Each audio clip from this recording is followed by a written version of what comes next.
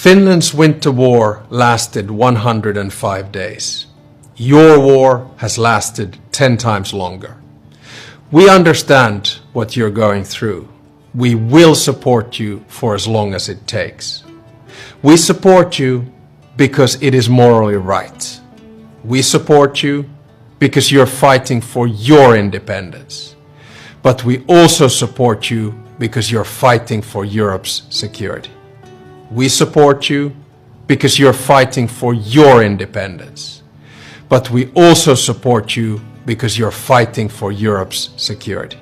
And the hatred that led to the Holocaust, of which the Honourable Lady spoke. I'll give way.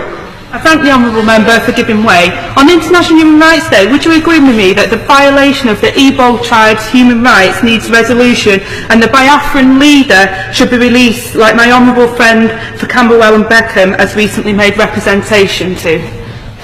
The Honourable Member clearly speaks with extremely great knowledge about these issues, and I'm sure she'll be raising them with the Foreign Secretary and with the Development Secretary at the appropriate. The Finland President, Alexander Stubb, has pledged to support the Biafra independence. He made a statement after listening to Simon Ekpa, who was recently arrested by Finnish authority on allegation of terrorism incitement.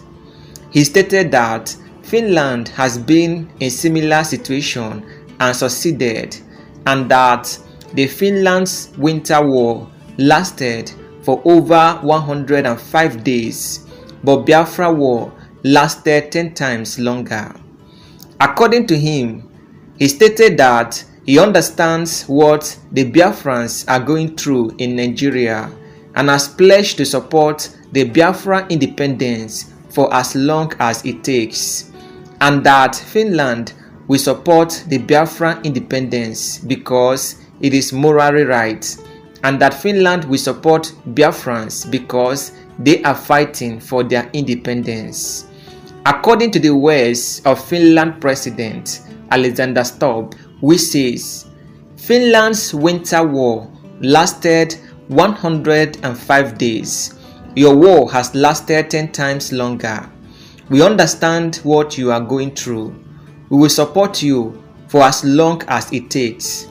We support you because it is morally right. We support you because you are fighting for your independence, but we also support you because you are fighting for your own security, he stated. Sometimes the strongest connections are forged not by proximity, but by shared experiences. This story is about such a connection, one that bridges the gap between Finland, a small northern European nation, and Biafra, a region in Nigeria longing for independence. It is a story about a promise, empathy, and the universal desire for freedom. To understand the significance of President Alexander Stubb's pledge to support Biafra's independence, we need to look back at the history of both nations, their struggles, and the people who have championed their causes. Let me take you to Finland first. Imagine a country blanketed in snow, 8 people resilient and hardworking, carving out a life in one of the world's coldest climates. Finland's history is not one of ease. It is a tale of perseverance. For centuries, Finland was under the shadow of larger powers. It was part of Sweden for hundreds of years before becoming a Grand Duchy under Russia in 1809. The Finnish people longed for independence, for a chance to determine their destiny. That chance came in 1917 during the chaos of the Russian Revolution. Finland declared independence, but freedom didn't come without challenges. A brutal civil war erupted in 1918, and later, during World War II, Finland faced one of its greatest trials, the Winter War. The Winter War began in November 1939 when the Soviet Union invaded Finland, seeking to claim territory. On paper, Finland stood no chance. The Soviet forces were massive, with more soldiers, tanks, and firepower than Finland could ever muster. But the Finnish people had something more powerful than weapons. They had determination. For 105 days, they fought with everything they had. Soldiers wore white camouflage to blend into the snow, moving steadily through the forest. They used clever tactics like sky-mounted troops and hit-and-run attacks to outmaneuver their enemy. The world watched in awe as this small nation held its ground against a giant. Though Finland eventually signed a peace treaty and lost some territory, their resistance became a symbol of courage. The war showed the world that even the smallest nations could stand up to tyranny if their spirit remained unbroken. Now let's turn our attention to Biafra. Biafra is a region in southeastern Nigeria, home to the Igbo people among others. The Biafran struggle for independence began in the 1960s during a time of political and ethnic turmoil in Nigeria. After Nigeria gained independence from Great Britain in 1960, tensions began to rise between the country's various ethnic groups. The Igbos, who were prominent in business and politics, faced growing resentment and hostility.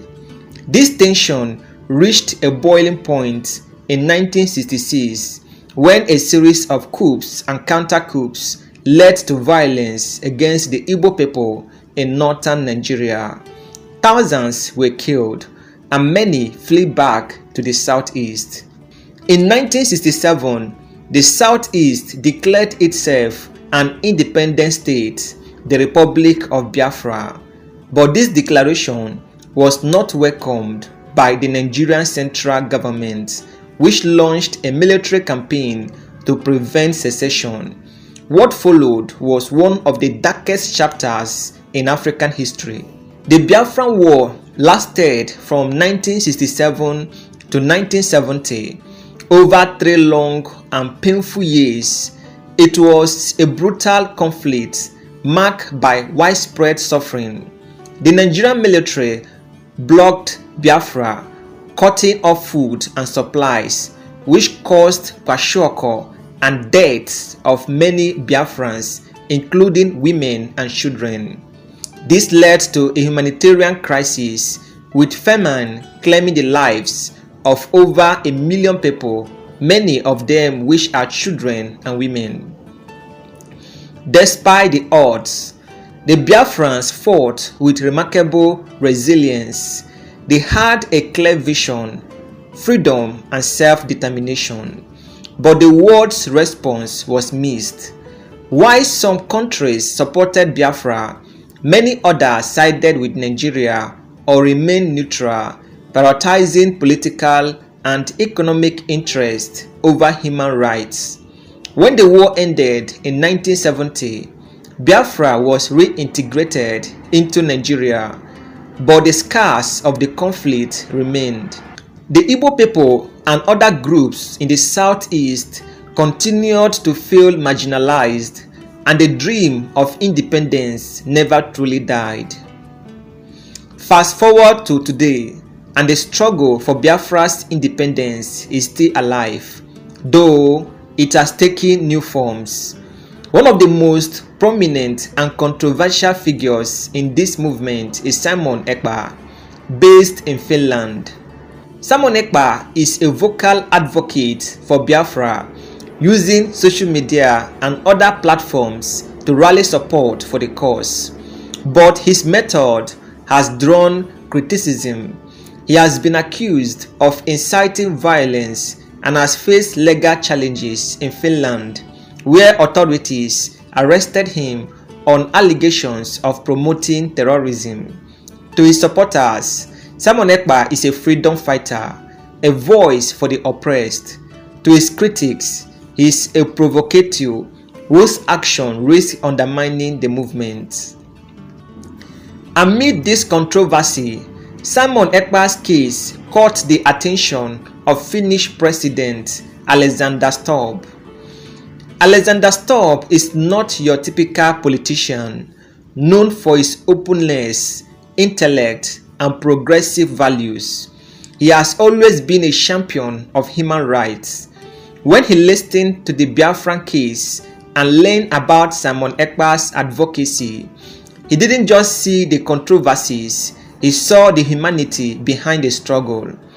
Alexander Stubb's understanding of Biafra's plight comes from Finland's own history. Your war has lasted 10 times longer than ours, he told the Biafrans. These words carried weight because they came from someone who knew what it meant to fight against overwhelming odds. In his statement, Alexander Stubb made it clear that Finland would support Biafra's quest for independence. He didn't mince words. According to his words, "We will support you for as long as it takes. We support you because it is morally right. We support you because you are fighting for your independence. We also support you because you are fighting for your own security." For the Biafrans, these words were more than a political statement. They were a lifeline. To hear a world leader acknowledge their struggle and pledge support was a moment of validation, a sign that their voices were being heard. Finland's support for Biafra is not just symbolic, it carries the potential for real impact. Finland, as a member of the international community, can use its voice in global forums to bring attention to Biafra's cause. This support could take several forms, including diplomatic advocacy, human rights campaigns, and potentially rallying other nations to stand with Biafra. For a region like Biafra, which has often felt ignored or dismissed on the world stage, such backing is monumental. It sends a message to Nigeria's central government and the international community that Biafra's struggle is not an isolated issue, but a matter of justice, freedom, and basic human rights. When Alexander Stubb speaks of supporting Biafra, his words are not hollow. They carry the weight of Finland history, a history shaped by its own battles for survival and sovereignty. The Finnish people know what it is like to face overwhelming odds. They understand the pain of being overshadowed by larger powers, the sacrifices required to preserve their way of life, and the strength it takes to hold on to hope when the future seems bleak. Alexander Stubb's reference to the Winter War is especially poignant. The Finnish fought not just with weapons, but with their ingenuity, unity, and sheer willpower. They endured because they believed in their right to exist as a free and independent people. This belief resonates deeply with the Biafrans, whose struggle is rooted in the same ideals. The parallels between Finland's past and Biafra's present are striking. Both faced larger, more powerful adversaries determined to suppress their aspiration. Both endured unimaginable suffering, but refused to surrender their dreams of freedom, and both rely on the strength of their people to keep their hopes alive. For Finland, the Winter War ended with a bittersweet victory. They retained their independence, but at great cost. For Biafra, the fight continues, and the road ahead is uncertain. But the spirit of resilience that sustained Finland through its darkest days is the same spirit that drives Biafra today. One of the most powerful aspects of Alexander Stubb's statement is his emphasis on morality. We support you because it is morally right, he said. In a world where political and economic interests often overshadow human rights, such a statement is a breath of fresh air. Alexander Stubb's words remind us that the fight for independence is not just about political boundaries or resources. It is about the fundamental rights of a people to determine their destiny. It is about justice, dignity, and the belief that every human being deserves to live in freedom and security. For many people in Biafra, the fight for independence. Yeah, good morning, Mr. Christian. Simon Ekpa get people that are lobbying for Biafra, and it is a plus. The way Simon Ekpa is going international, and it seems he's making this agitation a serious international issue by employing international lobbyists to make sure that Biafra is recognized at the world stage. Let's get a reaction. Now, thank you for that wonderful question, the anchor of this great platform. First and foremost, I want to say Simon Ekpa has come out to say, or has outlined countless times, that he said that the Nigerian government cannot win Biafra with a barrel of gun for a second time. Now when he said that, see, Nigerian government cannot win Biafra with a barrel of gun, it means that nobody needs to die for them to exit Nigeria. Now, Ojogun fought Biafra in a different dimension. Now, Mazen Mikanu did it via his own dimension. So Ekpa is taking it globally. And now, we've seen world body recognize Biafra. We've seen the UN and then some other global body have come out to endorse the Biafra struggle. So kudos to him, it is a plus. Some persons have come out to say that Simon Ekpa should be discredited, the likes of Ohanes Ndigbo and that of the southeastern governors. But my question is that you said Simon Ekpa should not be taken serious. Then who should be taken serious? The government who is not willing to protect our people?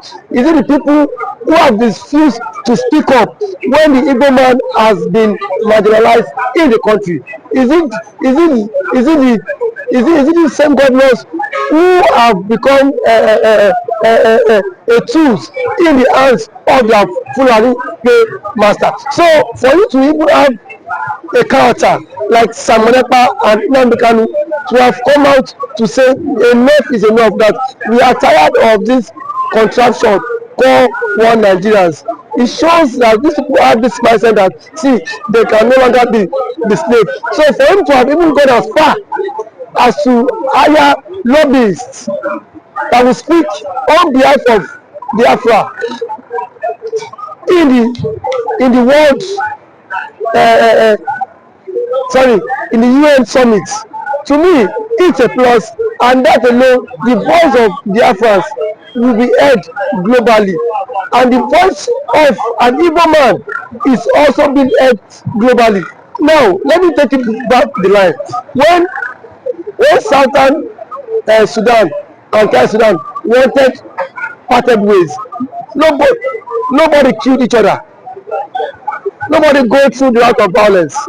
It was done amicably. So Simon Ekpa is doing it amicably for him to convince world leaders that this thing is possible, and why the government of the day, the present government of Nigeria, are not seeing it that way. Thank you. You can also to the government, the Nigerian government be worried about this? Why would they be worried? The same people have sent assassins to kill Simon Ekpa. Now only he has escaped. So see, one thing about it is that the government of the day, they are panicking. There's panic. You know what it is now? Say a particular tribe or a major tribe to exit your country. You know how an Igbo man is. You know the investment of an Igbo man is in the country. Now imagine in Nigeria without an Igbo man. Let's just imagine that. That means dominance. That means the Hausa man would now dominate virtually every government parastatals in Nigeria. So now the reason why the Igbo man is still believe that's Nigeria is because the Igbo man is still in the contraption called Nigeria. But eventually, if the Igbo man leaves, my brother, the Yoruba man will know the true meaning of Nigeria, and then we now know who owns Nigeria. Just like what Angobula said, he said they are not scared of the Igbos parting, exiting Nigerians. That was what he said. He said they are not scared. Indirectly, that means the other tribe would not have sense of belonging in the country, and we know it. We know it. I know it too. And every man now has the spirit of dominance. You cannot dominate him. If Fulani man has the spirit of dominance, for you to dominate him, it will take ages. In every population, you cannot dominate them. So one thing is that Ojukwu have foreseen this whole thing. That was why he championed this Biafra struggle. And now, gradually, it is now becoming a reality in this contraction called Nigeria. Now, there are some Igbo men are even tired of the system called Nigeria, just because they feel their brother is still in president. Now, my brother, I can bet you, come 2027, the Yorubas will be championing the Republic more than the Igbo man. I can bet you that. That and then certain of.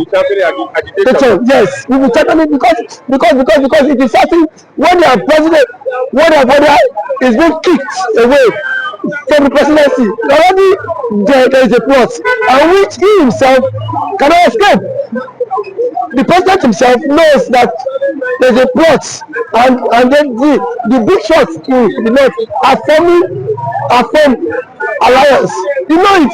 RFI, a powerful influence in the north, is not in the league. Sorry, is not in good terms with the president. And now nobody can take that factor. What RFI did.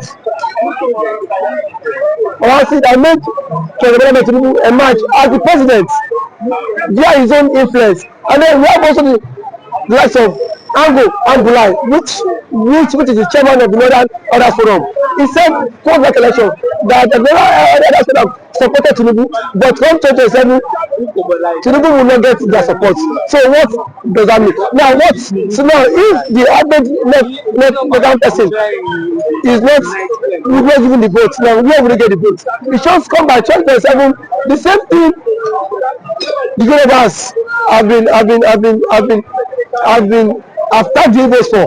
Now they will be the master mind of it, because I can bet you by 2027 Yoruba will stop. And that's the slogan that will continue to trend, is that we are tired of the country, we want to follow the suit of the Igbo man and exit the country. And then the Igbo man now will not take them, tag them for being unserious, because now that the Igbo man is championing for the exit, we are saying the Igbo man is not serious. There are claims that the Igbo man is not serious, but I can bet you, when the system will not catch up with you, then you will know why the Igbo man has been championing to exit. Thank you for always coming.